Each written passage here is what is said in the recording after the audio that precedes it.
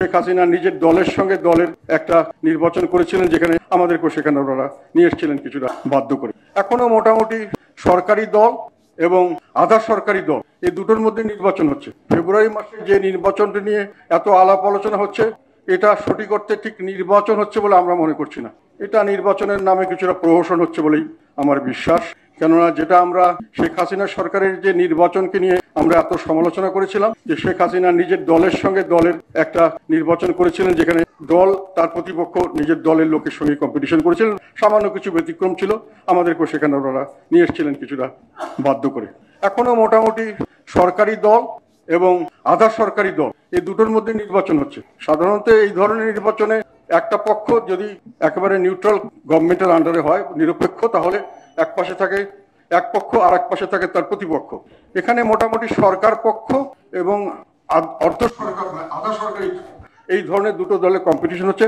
প্রতিপক্ষ যেমন শেখ হাসিনা ছিল দলের লোকের সঙ্গে দলের লোকের প্রতি, এখানে সরকারি দলের সঙ্গে আধা সরকারি দলের কম্পিটিশন। প্রতিপক্ষ সেভাবে আমরা দেখছি না। তো সেই কারণে মনে করি যে এটা নির্বাচনের নামে একটা প্রহসন হবে, এবং সেখানে মোটামুটি কিছুটা হলেও শেখ হাসিনার মতো একেবারে পূর্ব নির্ধারিত দল সম্ভাবনা আছে।